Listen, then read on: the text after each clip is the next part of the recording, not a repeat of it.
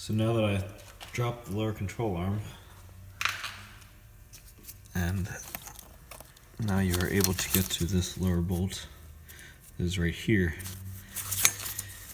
If not, this nut right here for the lower control arm is in the way of this lower bolt. So it's just 3 bolts in the back. Here's the other 2, right here, right here. Just loosen them up and drop in your new hub and bearing.